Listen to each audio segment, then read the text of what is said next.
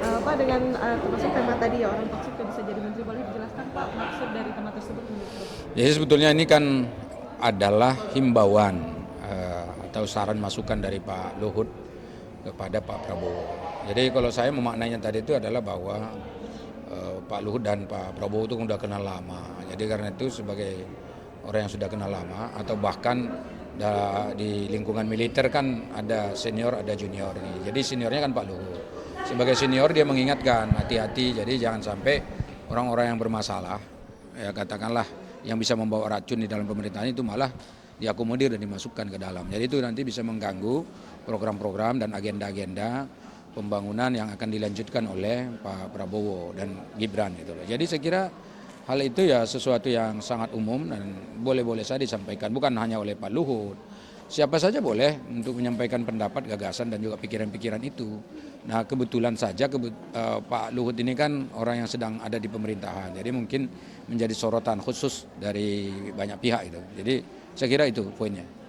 Lalu indikator toksik dalam hal ini menurut Bapak apa? Ya saya tidak tahu persis ya apa yang dimaksudkan dengan toksik itu oleh Pak Luhut, tetapi secara umum ya orang-orang yang membawa masalah atau orang-orang yang potensial bermasalah atau orang-orang yang mungkin ingin memanfaatkan pembentukan struktur kabinet dan pemerintahan ke depan itu untuk kepentingan sekelompok orang-orang tertentu yang tujuannya tidak baik. Jadi kalau definisinya secara umum menurut saya itu tadi kalau siapa saja orang itu ya mungkin ini juga perlu tafsir khusus ya.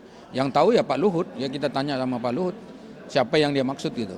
Tapi kalau kita yang menafsirkan secara umum ya seperti yang saya jelaskan tadi. Terkait penambahan menteri jadi ada 40 menteri ini di kabinet Prabowo, ini pandangan dari Bapak. Jadi itu tergantung dari kebutuhan dari Prabowo. Prabowo sebagai presiden elek yang dipilih oleh rakyat secara demokratis memiliki kewenangan dan hak konstitusional, hak prerogatif untuk menyusun kabinet.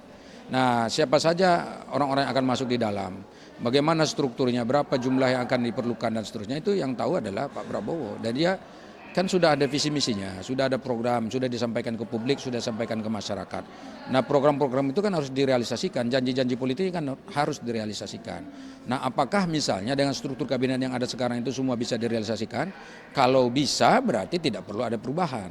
Kalau tidak bisa mungkin ada yang perlu dirubah, misalnya nama kementeriannya dirubah, ada yang digabung, ada yang dihapus, diganti dengan yang baru dan seterusnya. Atau bahkan tadi asumsi atau prediksi akan ada tambahan.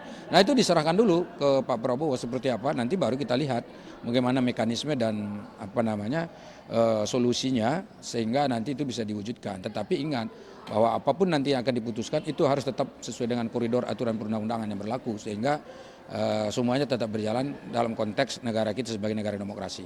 Tapi kalau dari Bapak sendiri setuju nggak sih dengan adanya penambahan menteri ini? Kita tetap akan loyal dan konsisten mendukung Pak Prabowo. Jika Pak Prabowo mengatakan dia membutuhkan itu ya kita akan lihat rasionalisasinya seperti apa.